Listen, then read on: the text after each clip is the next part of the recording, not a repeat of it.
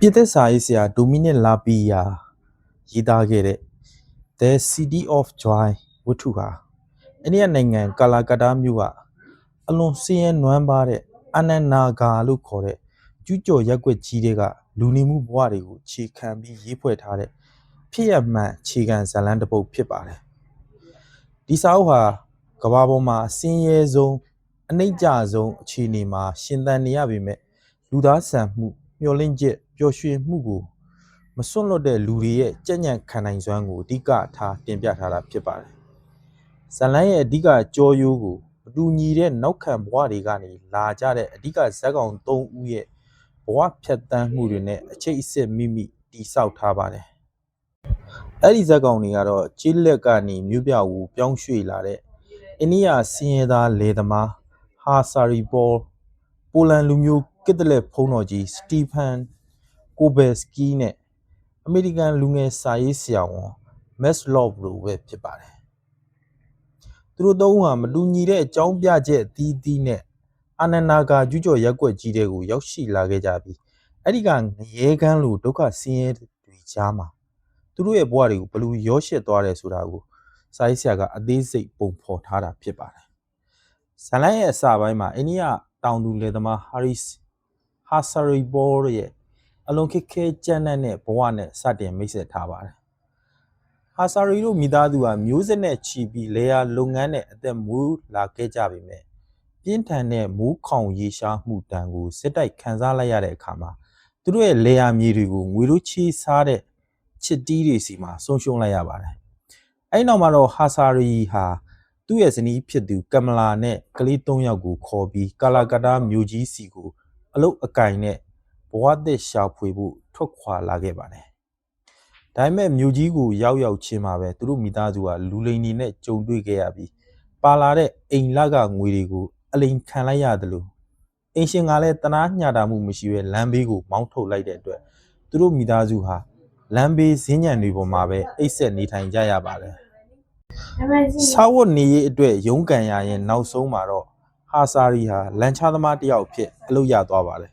။လက်ဆွဲလန်ချားဆွဲရတဲ့အလုပ်ဟာလူခန္ဓာကိုယ်နဲ့အယိုးအကျော်တွေကိုအလွန်အမင်းထိခိုက်ပျက်စီးစေတဲ့အလုပ်ဖြစ်ပေမဲ့ဟာဆာရီကတော့သူ့မိသားစုဝမ်းရေးနဲ့အနာဂတ်အတွက်ဂုဏ်သိက္ခာရှိဆက်လက်လုပ်ကင်ခဲ့ပါတယ်။ဒီပိုင်းမှာစာရေးဆရာကမြို့ပြဆင်းရဲသားတွေရဲ့အလွှာခွဲခြားမှုဇက်စနစ်လူမှုရေးအဆင့်တန်းကွာဟမှုတွေနဲ့နေ့စဉ်ရှင်သန်ရေးအတွက်ရုန်းကန်ရပုံတွေကိုအလွန်ပြပြင်းစွာရေးဖွဲ့ပြထားပါတယ်။အခြားတစ်ဖက်မှာတော့ပိုလန်လူမျိုးကက်သလက်ဖုံးတော်ကြီးစတီဖန်ကိုဘယ်စကီရဲ့ဇာတ်ကြောင်းကစတင်ပါတယ်။သူဟာကမ္ဘာပေါ်မှာဆင်းရဲဆုံးနဲ့ဆိုးရွားဆုံးနေရာတွေကိုတွားပြီးကုညီစောင့်ရှောက်ပေးရမယ့်ဘာသာရေးအဖွဲ့အစည်းတစ်ခုကိုဆန္ဒနဲ့ကိုရွေးချယ်ဝင်ရောက်ခဲ့သူဖြစ်ပါတယ်။သူဟာကာလာကတ္တားမြို့ကအဆင်းရဲဆုံးသူတွေကိုကုညီဖို့တက်တာမကပဲသူတို့နဲ့အတူ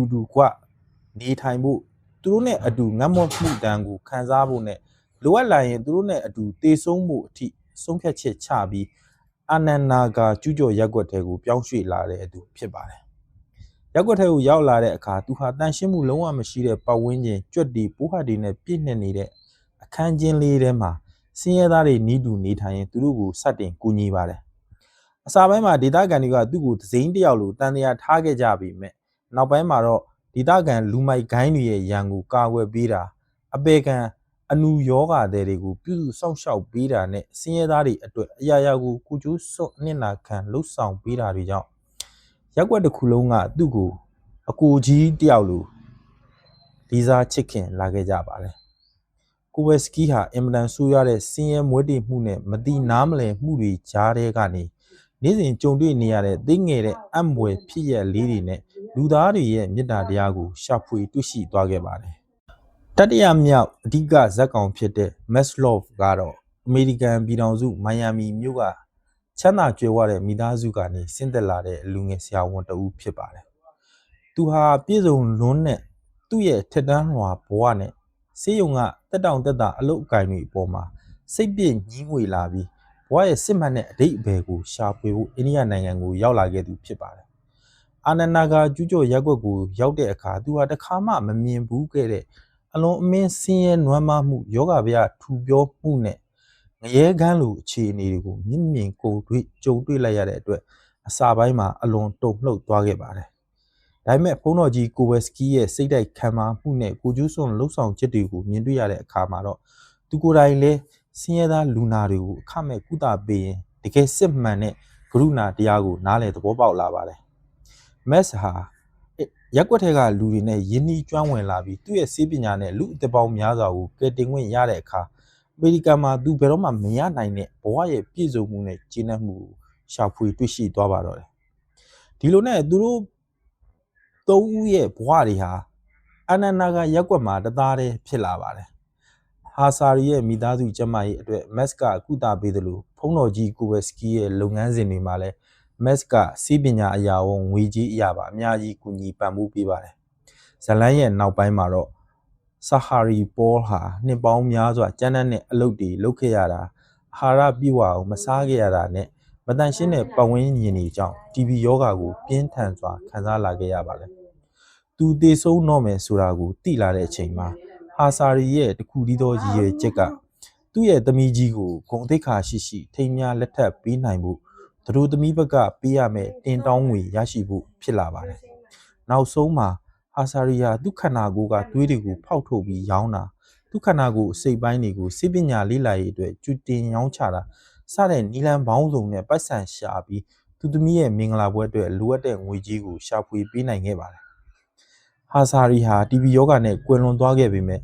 သူ့ရဲ့မိသားစုအနာဂတ်ကိုလုံခြုံအောင်တိဆောက်ပေးနိုင်ခဲ့တဲ့အတွက်ကျေနပ်စွာနှုတ်ဆက်သွားနိုင်ခဲ့ပါတယ်။ဇလန်းရဲ့အဆုံးသတ်မှာ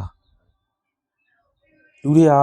စာလောင်မွတ်သိမ့်မှုယောဂဗျာအကြောင်းမဲ့ဖွယ်ကောင်းတဲ့နေထိုင်မှုဘဝတွေနဲ့အလုတ်ကင်ရှားပါမှုဆိုတဲ့ငရဲကန်းလိုဒုက္ခမျိုးစုံကိုနေ့စဉ်ရင်ဆိုင်ရနေပေမဲ့လည်းအသက်ရှင်တန်ရတာဟာတန်ဖိုးရှိတယ်ဆိုတဲ့ယုံကြည်ချက်ကိုဘယ်တော့မှမစွန့်လွတ်ကြဘူးဆိုတာပါပဲ။ဒါကြောင့်လဲသူတို့အလွန်ဆင်းရဲတဲ့ကျူးကျော်ရက်ွက်ကြီးကိုဒုက္ခမျိုးတော့ The City of Joy လို့ဂုဏ်ယူစွာနာမည်ပေးထားတာဖြစ်ကြောင်းချိတ်ဆက်မိမိနဲ့လေးနှစ်စွာရေးဖွဲ့တင်ပြထားတဲ့စာအုပ်ဖြစ်ပါတယ်။ဒီဒုက္ခမျိုးတော်မှာလူသားတွေရဲ့မယုံနိုင်လောက်အောင်ခံမာလှတဲ့ကြံ့ကြံ့ခံနိုင်စွမ်းနဲ့အဆိုးရွားဆုံးအခြေအနေကြားထဲကနေထွက်ပေါ်လာတဲ့အတွက်မျှော်လင့်ချက်တွေကိုအထင်ရှားတွေ့မြင်ရမှာဖြစ်ပါတယ်။စာရေးဆရာဟာကဘာပေါ်ကစီးရဲမွဲတေမှုအဆိုးရွားဆုံးဖြစ်တဲ့အာနန္နာဂါလို့ခေါ်တဲ့ကျူးကျော်ရက်ွက်ကြီးကိုနောက်ခံထားပြီးလူ့ဘဝရဲ့အနည်းဆိုင်ဆုံးဒသနာတွေကိုဖော်ထုတ်ပြသထားတာဖြစ်ပါတယ်။ရုပ်ဝတ္ထုပစ္စည်းပြည့်စုံကြွယ်ဝမှုဟာစစ်မှန်တဲ့ပျော်ရွှင်မှုအခြေခံအကြောင်းရင်းမဟုတ်ဘူးဆိုတာပါပဲ။စီးရဲမွဲတေမှုငတ်မောက်ခေါင်းမမှုယောဂဗျာထူပြောမှုလူရမသွင်းခံရမှုဖဲကျင်ခံရမှုစတဲ့ငရဲကန်းလိုဒုက္ခပေါင်းစုံကိုနေ့စဉ်နဲ့အမျှရင်ဆိုင်နေရပေမဲ့အဲ့ဒီကျူးကျော်ရက်ွက်ကြီးတဲ့ကလူတွေဟာချစ်ချင်းဖေးမကူညီမှုချစ်ချင်းမေတ္တာနဲ့စီလုံးညီညွတ်မှုတွေကိုဘယ်တော့မှမစွန့်လွတ်ခဲ့ကြပါဘူး။သူတို့ရဲ့ဘဝတွေဟာပြင်ပကကြည့်ရင်အလွန်တရာကြီးတန်ရုပ်ဆိုးနေပေမဲ့သူတို့ရဲ့အတွင်းစိတ်နှလုံးသားတွေထဲမှာတော့တယောက်ကိုတယောက်စာနာနားလည်ပေးတဲ့စစ်မှန်တဲ့လူသားဆန်မှုကိုပြေဝပိုင်ဆိုင်ထားနိုင်ကြပါတယ်။ဒါကြောင့်လဲစာရေးဆရာကဒီလိုအလွန်ဆင်းရဲတဲ့နေရာကြီးကိုဒုက္ခမျိုးတော်ဆိုတဲ့နာမည်ပေးပြီးရုပ်ဝတ္ထုပိုင်းဆိုင်ရာဆင်းရဲနွမ်းပါးမှုကလူသားတွေရဲ့စိတ်ပိုင်းဆိုင်ရာကြွယ်ဝချမ်းသာမှုကိုမဖြစ်စည်းနိုင်ဘူးဆိုတာစာဖတ်သူကိုသိစေခြင်းပုံရပါတယ်။စာရေးဆရာအဓိကပြောခြင်းတဲ့အဓိကအယူဆတွေထဲမှာလူဖွဲ့စည်းတွင်းကတရားမျှတမှုမရှိတဲ့စနစ်တွေနဲ့ဖွဲ့စည်းထားတဲ့ဖွဲ့စည်းတည်ဆောက်ပုံဆိုင်ရာဆင်းရဲမွဲတေမှု structural property ကိုပြင်းပြင်းထန်ထန်ဝေဖန်ထောက်ပြထားတဲ့အပိုင်းလေးပါဝင်ပါလဲ။အိန္ဒိယနိုင်ငံရဲ့လူမှုအဆင့်အတန်းခွဲခြားမှုဇက်စနစ်ကြောင့်အောက်ခြေလူတန်းစားတွေဘလို့ဖိနှိပ်ခံရတယ်စီးပွားရေးအရာခေါင်းပုံဖြတ်မှုတွေကြားတဲ့ဆင်းရဲသားတွေဟာရုံးထွက်လို့မရတဲ့ဆင်းရဲမှုတန်ရာထဲမှာဘလို့ပိတ်မိနေတယ်ဆိုတာတွေကိုစာရေးဆရာကကွကွကွင်းဖော်ပြထားပါတယ်။ဥပမာအနေနဲ့ဇက်ကောင်ဟာဆာရီပေါလိုကျေးလက်တောင်သူလယ်သမားတွေဟာတဘာဝဘေးရန်တွေကြောင့်လေယာမျိုးတွေဆုံးရှုံးယုံတာမကလောဘကြီးတဲ့အင်းရှင်တွေနဲ့ငွေတို့ချေးစားသူတွေရဲ့တားကောင်ဖြစ်ရပုံတွေကိုထည့်သွင်းရေးသားထားတာပါ။ဒါပေမဲ့စာရေးဆရာဟာဒီလိုစိုးမြင်စရာအခြေအနေတွေကြီးပဲတက်တက်တင်ပြနေတာတော့မဟုတ်ပါဘူး။အဲ့လိုဖိနှိပ်မှုတွေခေါင်းပုံဖြတ်မှုတွေကြားကနေပဲမိမိဘဝကိုဂုဏ်သိက္ခာရှိရှင်သန်ရက်တည်လို့တဲ့အောက်ခြေလူတန်းစားတွေရဲ့စိတ်ဓာတ်ခွန်အားကိုအဓိကထားတင်ပြချင်တာဖြစ်ပါတယ်။ခြေနေတွေဘလောက်ပဲစိုးပါစေလူသားတွေဟာမိမိကိုယ်ကိုလေးစားမှုနဲ့ ကိုမိသားစုအပေါ်ထားရှိတဲ့တာဝန်သိစိတ်ကိုဘယ်တော့ခါမှရှုံးမပေးဘူးဆိုတဲ့သဘောတရားကိုစာဖတ်သူတွေနားလည်လာအောင်ရွေးပြော့ထားတာတွေ့ရပါတယ်။ဒါပြင်စာရေးဆရာရဲ့နောက်ထပ်အရေးကြီးတဲ့အယူဆတစ်ခုကတော့ကရုဏာတရားရဲ့ပြောင်းလဲနိုင်စွမ်းပဲဖြစ်ပါတယ်။ဒီယူဆကိုဖုန်းတော်ကြီးစတီဖန်ကိုဗက်စကီနဲ့အမေရိကန်ဆရာဝန်မက်စ်လော့ဗ်တို့ရဲ့ဇာတ်ကြောင်းတွေကနေတစ်စစ်ဖော်ပြထားပါတယ်။ပြင်ပကဘာကနေရောက်လာတဲ့ဒီလူနှစ်ယောက်ဟာအာနန္ဒာကရက်ွက်ထဲကလူတွေရဲ့ဒုက္ခတွေကိုမြစ်ကွယ်မပြူပဲကိုချင်းစာတရားအပြည့်နဲ့ကိုကျိုးစွန့်ကူညီခဲ့ကြတာပါဒီနေရာမှာစာရေးဆရာကအနောက်နိုင်ငံတွေရဲ့ရုပ်ဝတ္ထုဆန်လွန်းတဲ့လူနေမှုဘဝနဲ့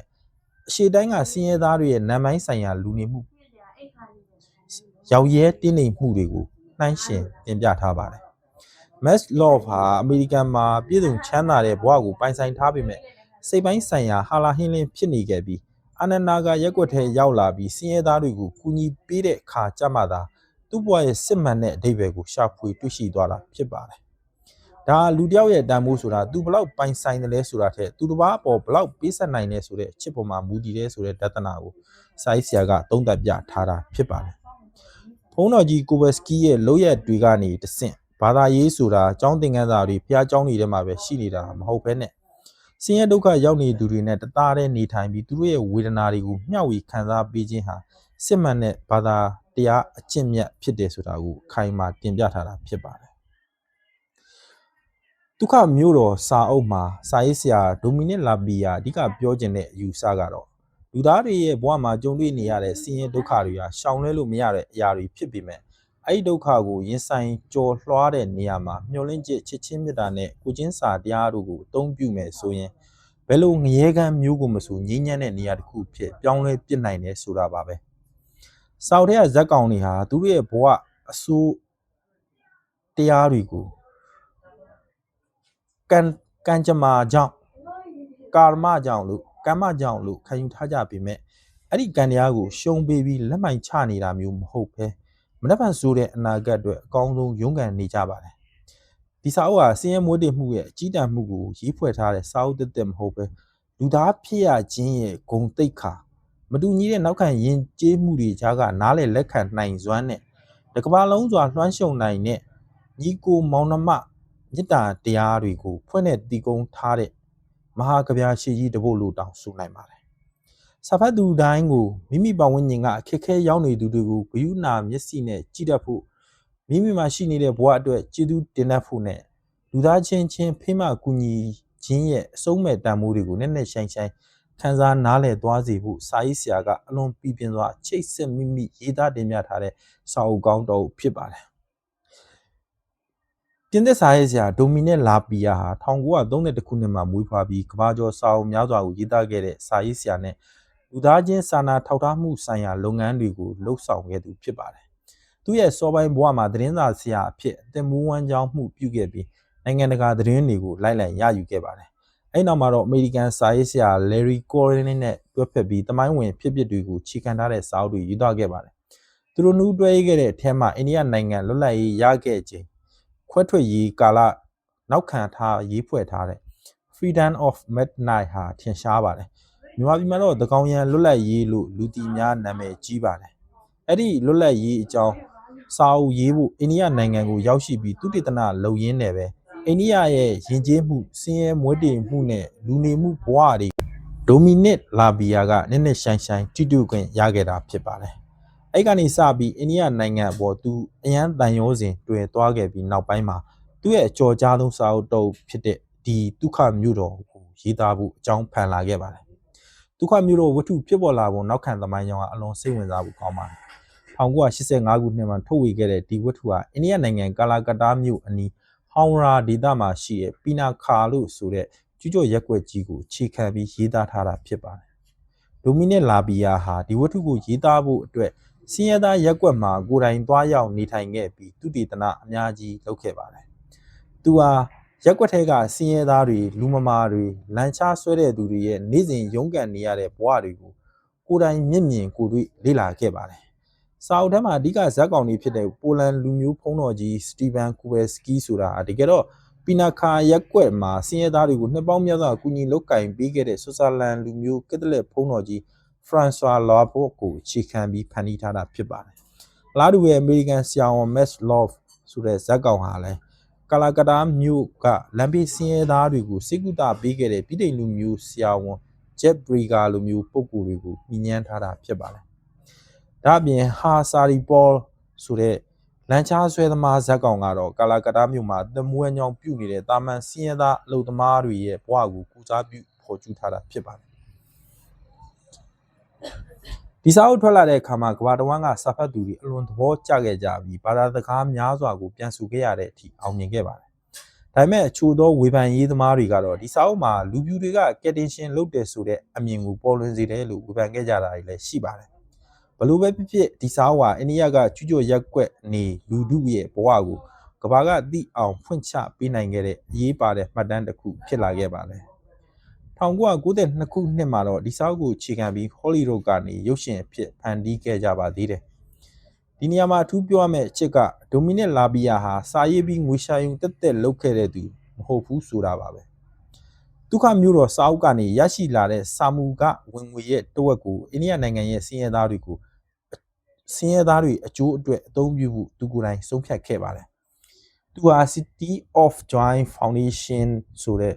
အဖွဲ့အစည်းကိုတည်ထောင်ခဲ့ပြီးအဲ့ဒီရမုံငွေတွေနဲ့ကာလာကတာမြို့နဲ့တခြားဒေသတွေမှာရှိတဲ့အနာကြီးယောဂရှင်တွေအတွက်စေကန်းတွေမိဘမဲ့ကလေးတွေအတွက်ကျောင်းတွေနဲ့ပြန်လည်ထူထောင်ရေးစင်တာတွေကိုစောက်လုပ်လှူဒန်းခဲ့ပါတယ်။သူ့ရဲ့စာအုပ်ဟာစိတ်ကူးရင်